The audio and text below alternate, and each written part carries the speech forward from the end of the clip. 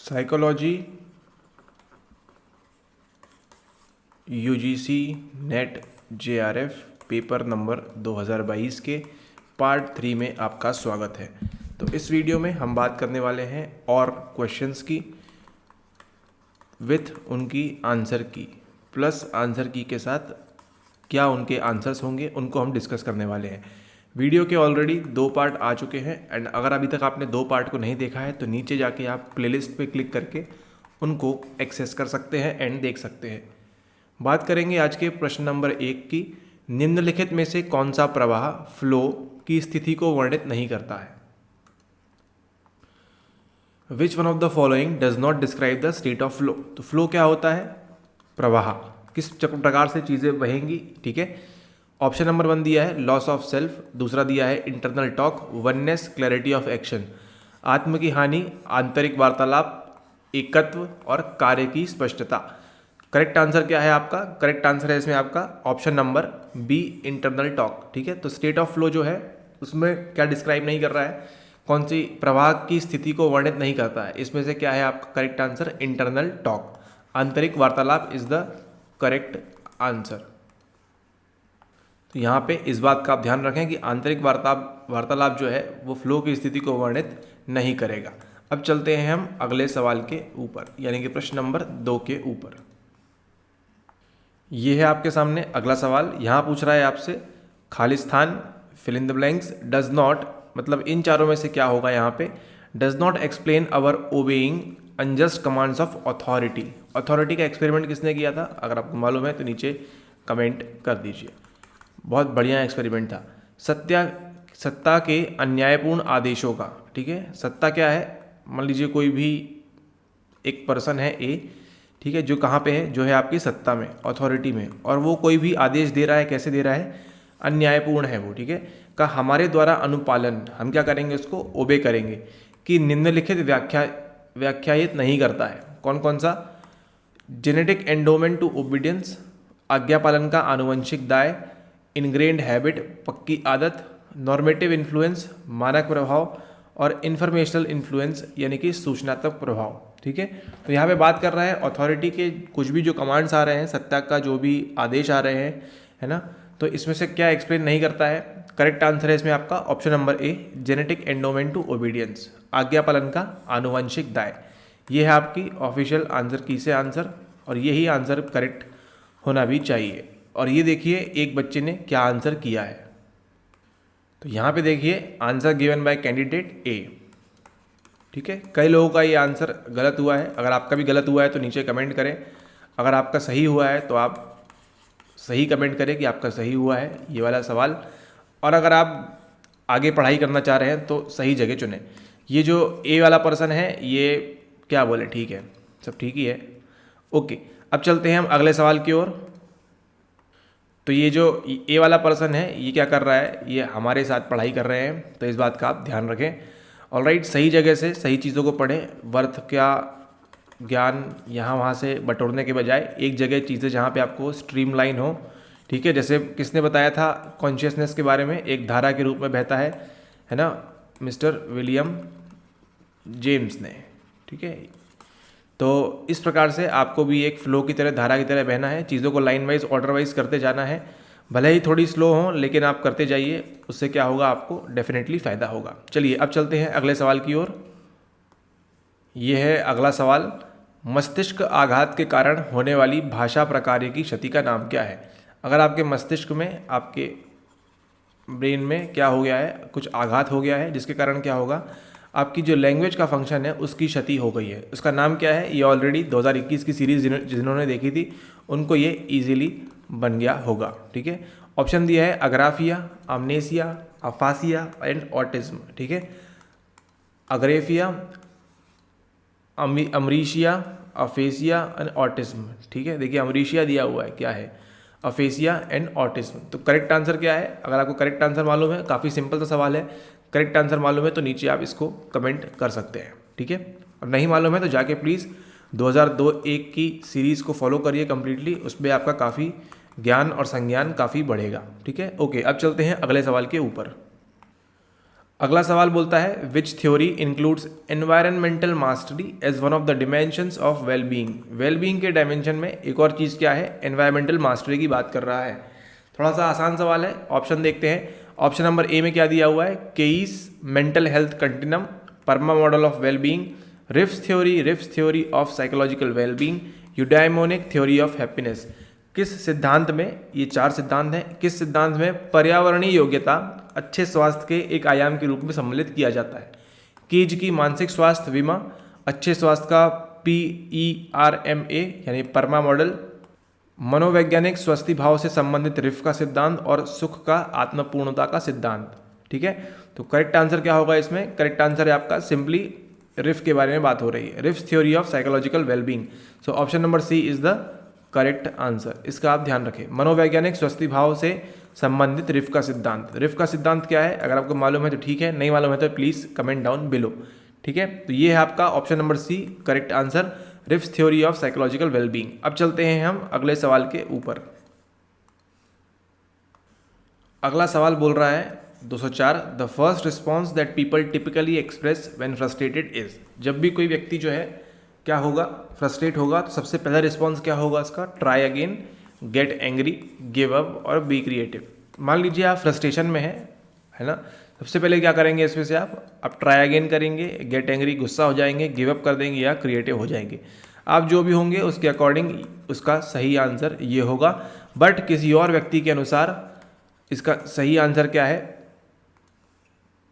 इसका सही आंसर है ऑप्शन नंबर बी यानी कि गेट एंग्री। ठीक है, जब भी आप फ्रस्ट्रेट होंगे सबसे पहला कार्य क्या करेंगे, द फर्स्ट रिस्पॉन्स पे ना पहली प्रतिक्रिया क्या होगी आपकी, गुस्सा होना। ठीक है, गेट एंग्री, इस बात का आप ध्यान रखें। एंड यही आपके ऑफिशियल आंसर की में भी आंसर है। तो आप क्या होंगे वो नहीं होंगे, उससे यूजीसी को मतलब नहीं है। ठीक है, यूजीसी को मतलब है कि जो भी एक्सपेरिमेंट वगैरह हुए हैं, जो भी थ्योरीज वगैरह हैं, उनसे संबंधित क्या चीज़ होगी। तो सबसे पहला आएगा इसमें option number B get angry, है ना। गिव अप तो बाद में करेंगे, क्रिएटिव बाद में होंगे, ट्राई अगेन तो बाद में करेंगे। सबसे पहले क्या आएगा, जैसे ही आप फ्रस्ट्रेट होते हैं सबसे पहले क्या आएगा आपको, गुस्सा आएगा। ठीक है, ओके, अब चलते हैं अगले सवाल के ऊपर। एक बार हमारी भाषा हिंदी में भी देख लीजिए। जब लोग सामान्यतः हताशा व्यक्त करते हैं, जब भी आप हताश होंगे जीवन में, तो उनकी प्रथम प्रतिक्रिया होती है, पहली कौन सी प्रतिक्रिया होगी, पुनर्प्रयास क्यों करेंगे। आप हताश हो गए हैं, तुरंत पुनर्प्रयास करेंगे। आप त्याग देंगे, ये भी नहीं होगा, एक बार और ट्राई करने का विचार होगा। सृजनात्मक होना, ये भी सोचेंगे, और क्रुद्ध होना। ठीक है, तो करेक्ट आंसर क्या है, करेक्ट ऑप्शन नंबर बी क्रुद्ध होना। जैसे ही आपको हताशा होगी एंड आप क्या होंगे, क्रुद्ध होंगे। एंड जिस भी व्यक्ति का ये उत्तर है वो हमारे साथ जुड़ा हुआ है नेट की परीक्षा की तैयारी में। ठीक है, ओके, तो अगर आप भी जुड़ना चाहते हैं और ज्वाइन करना चाहते हैं एडवांस बैच, तो हमारे नंबर पे 9826992769 इस नंबर पे व्हाट्सएप करके जुड़ सकते हैं और अपनी नेट की तैयारी कर सकते हैं हमारे साथ। ठीक है, और आपका नेट हो जाएगा। ओके, अब चलते हैं अगले सवाल की ओर। ये रहा आपका अगला सवाल। यहाँ पे आपको 2 लिस्ट दी हुई हैं, लिस्ट 1 एंड लिस्ट 2। ये सवाल देखने के बाद, खैर छोड़िए, सवाल देखिए, ग्लूटामेट, डोपामीन, एसिटिलकोलिन, सेरोटोनिन, ये सब क्या है, ये सब हैं आपके तंत्रिका संचारक। कंसेप्ट क्लैरिटी ज़रूरी है और डीप स्टडी भी ज़रूरी है। ठीक है, ओके, टाइप क्या क्या दिया हुआ है, catecholamine, amino acid, indolamine and quaternary amine. List में मैच करना है आपको बनना चाहिए केवल क्या, आपको केवल एक चीज़ मालूम होना चाहिए डोपामीन के बारे में, डोपामीन क्या होता है। एंड अगर आपको वो मालूम है इन चारों में से डोपामीन क्या होता है, तो आप आंसर तक पहुंच जाएंगे। ठीक है, इस बात का आप ध्यान रखें। यहाँ पे देखिए न्यूरोट्रांसमीटर क्या क्या है, glutamate, dopamine, acetylcholine and serotonin, quaternary amine, indolamine, amino acid, catecholamine. ठीक है, तो इसमें आपको मैच करना है। इसी के साथ साथ और क्या क्या होता है वो हम देखेंगे बाद में, लेकिन अभी सवाल में हमको क्या मैच करना है, डोपामाइन हमको मालूम है, डोपामीन क्या होता है, एक कैटेकोल अमीन है। ठीक है, यानी बी के साथ क्या जाएगा आपका, बी के साथ 1 जाएगा। बी के साथ देखिए 1 कहाँ पे है, यहाँ नहीं है, यहाँ नहीं है, यहाँ नहीं है, यहाँ है। Option number D is the correct answer. बाकी आपको मालूम हो ना हो वो ज़रूरत नहीं है, बट अगर आपको केवल एक चीज़ मालूम है, ठीक है, तो उससे भी आप आंसर तक, निष्कर्ष तक पहुँच सकते हैं। ठीक है, A2, B1, C4, D3। ठीक है। तो बी क्या है आपका, डोपामीन एक कैटेकोलामीन है, ठीक है। ए ग्लूटामेट क्या है, एक अमीनो एसिड है।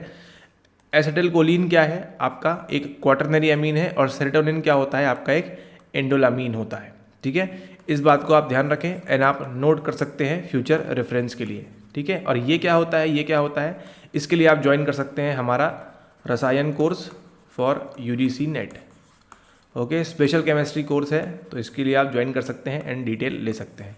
Alright, okay. चलिए अब चलते हैं हमारे अगले सवाल की ओर। अब ये देखिए अगला सवाल। अब आपको समझ आएगा कि एडवांस बैच कितना ज़रूरी है आपके जीवन में, कि उसके अंदर जब हम पढ़ रहे थे सेल के बारे में, और वहाँ देखिए सवाल क्या दिया हुआ है आपको, बेसिक से सवाल दिया है टाइप ऑफ सेल, एंड आप घबरा रहे हैं उतनी डीप स्टडी करने के लिए, ठीक है। इस बात का ध्यान रखें एंड चलिए आगे बढ़ते हैं। Antigen, phagocytes, T cell and B cell. अब तो देखिए यहाँ पे बात उन्होंने इम्यून सिस्टम की भी कर दी है, ठीक है। Immune system, T cell, B cell की बात आ गई है अब तो, ठीक है, ओके। फंक्शन क्या होते हैं इनके, एंटीजन का फंक्शन क्या होता है, cell mediated immunity, consume and destroy microorganism. Antibody mediated immunity, distinguishes foreign cell, ठीक है। एंटीजन क्या करता है, सिंपली आपका जो फॉरेन सेल है, ठीक है, ये आपकी बॉडी है, इसमें कोशिकाएं हैं, ठीक है। इसमें बाहर से जो आएगा सेल, ठीक है, ये फॉरेन सेल जो एंट्री मारेगा उसे क्या कहेंगे हम, एंटीजन कहेंगे, है ना। एंटीजन क्या करता है, डिस्टिंग्विशेस फॉरेन सेल। बाहर से कौन सा सेल आ रहा है, विदेशी सेल, उसको वो क्या करता है, डिस्टिंग्विश करता है, ठीक है। तो ए के साथ 4, यानी ऑप्शन ए एंड बी में से जो भी होगा करेक्ट होगा, ठीक है। इस बात को आपको ध्यान रखें। जैसे ही आपने option A and B eliminate कर लिया, ऑप्शन ए और बी के बीच होगा। अब आपके पास क्या बचते हैं, 2 ऑप्शन, डी के साथ 3 देख रहे हैं आप, कॉमन है, मतलब बी सेल्स क्या करते हैं आपका, यहां ये बनाएगा आपकी एंटीबॉडी मीडिएटेड इम्यूनिटी, ठीक है। कंफ्यूजन कहां पे हो रहा है, कंफ्यूजन हो रहा है B1, क्या बी के साथ ये होगा, यस सी के साथ ये होगा, ठीक है। सिर्फ इतना पता करना है, या फिर फेगोसाइट्स क्या करते हैं, इसको ये हमको पता करना है, ठीक है, ओके।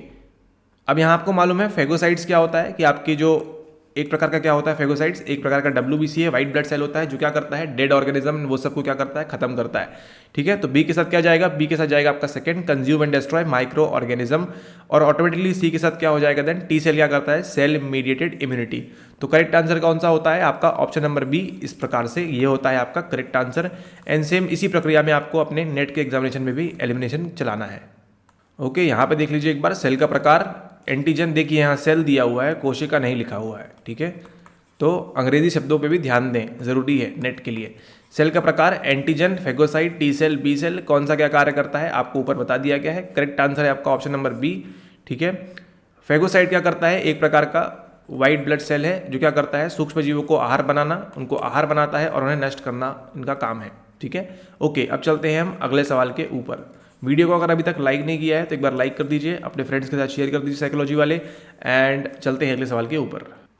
और मज़ेदार बात देखेंगे एक, ये देखिए,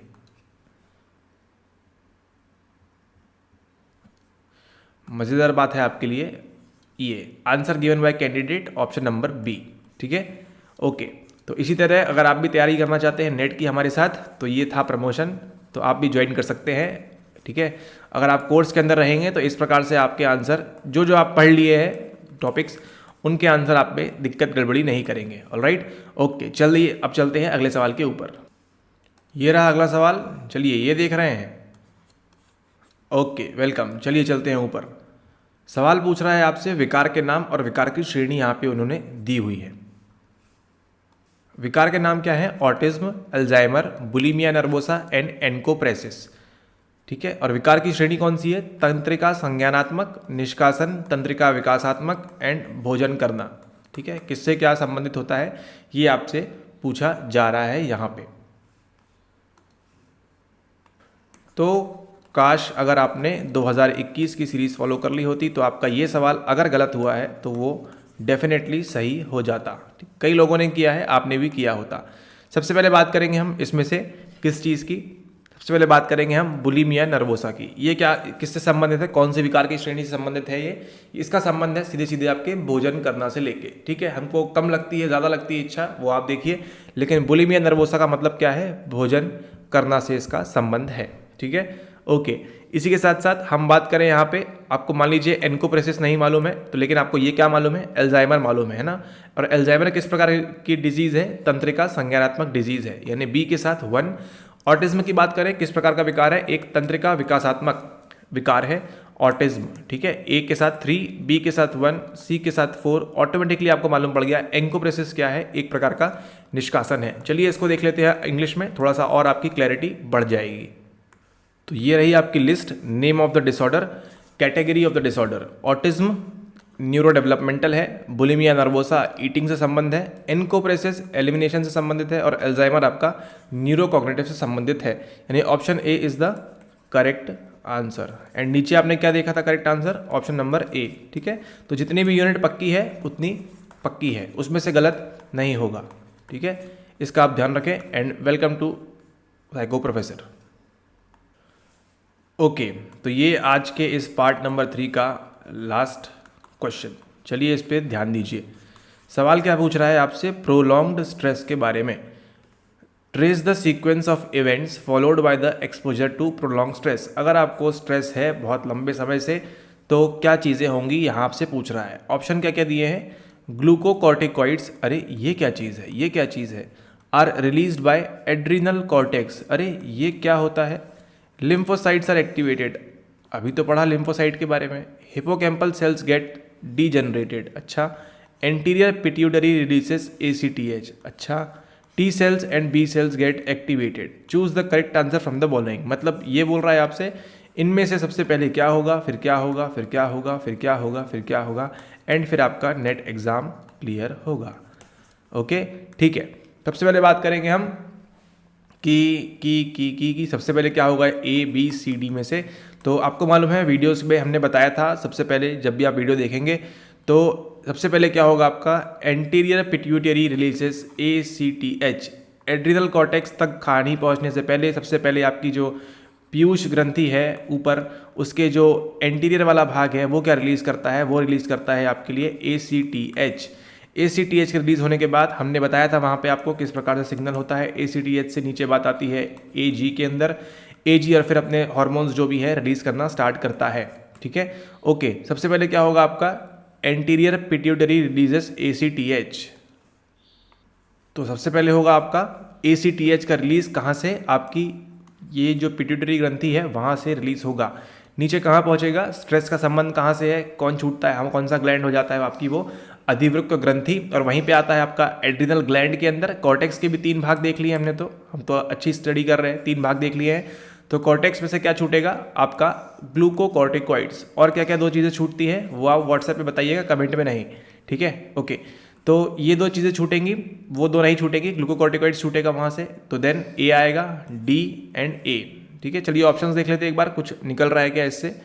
options options options options okay, तो ऑप्शंस में हम ऑलरेडी पहुँच चुके हैं। करेक्ट आंसर क्या है हमारा, करेक्ट आंसर इसमें option number C, DABEC। Okay, ठीक है। अब देख लेते हैं क्या बोल रहा है यहाँ पे। उसके बाद क्या होगा, एक लिम्फोसाइट एक्टिवेट होगा, ठीक है, जो क्या है एक प्रकार का WBC, जो किसमें मदद करता है, हमारी रक्षा तंत्र में मदद करता है, इम्यूनिटी में ये मदद करता है, ठीक है। ओके, फिर क्या होगा आपका अगली जो स्टेज आएगी वो कौन सी आएगी, आपकी जो T सेल और B सेल, अभी हमने ऊपर पढ़ा किससे संबंध है उसका, इम्यूनिटी से वो किल कर देते हैं ऑल दैट। तो T cell and B cell क्या हो जाएंगे, ये एक्टिवेट हो जाएंगे, ठीक है। और उसके बाद सबसे अंत में क्या होगा, आपका जो हिपोकैम्पल सेल्स होंगे वो क्या हो जाएंगे, डीजनरेटेड हो जाएंगे, ठीक है। ओके, चलिए इस सवाल को अब देख लेते हैं भाषा हिंदी में, ठीक है। क्या बोल रहा है प्रश्न, दीर्घकालिक दबाव के अनुभव के कारण होने वाली घटनाओं के अनुक्रम का पता लगाएं। सबसे पहले क्या होगा, पूर्ववर्ती पिट्यूटरी ACTH छोड़ती है, ACTH आपको मालूम है, बताया था आपको वीडियो में। फिर क्या होगा, एड्रिनल कॉर्टेक्स द्वारा ग्लूकोकॉर्टिक साइड्स छोड़े जाते हैं, क्या हो रहा है, ठीक है, D, फिर A, फिर क्या होगी, लसिका कोशिकाएं, अरे लसिका कोशिकाएं सक्रिय हो जाएंगी, लसिका जी सक्रिय हो जाएंगी। फिर क्या होगा, T और B सेल सक्रिय हो जाते हैं, और फिर हिपोकैम्पस की कोशिकाएं विकृत हो जाती हैं। तो ये सब कब होगा, जब आपको क्या होगा, प्रोलॉन्ग स्ट्रेस। और अगर आप वीडियोस देख रहे हैं तो आपको प्रोलॉन्ग स्ट्रेस कभी नहीं होगा, ठीक है। ऑल राइट, ओके, सो इस वीडियो के लिए इतना ही, मिलते हैं आपसे अगले वीडियो में, यानी वीडियो के पार्ट नंबर 4 में। प्लेलिस्ट को फॉलो कर लीजिए वहाँ से। एंड अगर आप बैच वगैरह ज्वाइन करना चाहते हैं नेट एग्जामिनेशन के लिए जो 2022 दिसंबर में होने की संभावना है या नहीं है वो तो आप देखिए, लेकिन जब भी एग्ज़ाम होगा आपको एग्जामिनेशन तो देना है नेट का, तो जल्दी से जल्दी दिवाली के पहले इसको ज्वाइन करिए एंड ऑफर का लाभ उठाइए। Alright, see you all in the next video. तब तक के लिए take care, have a nice day and happy Diwali.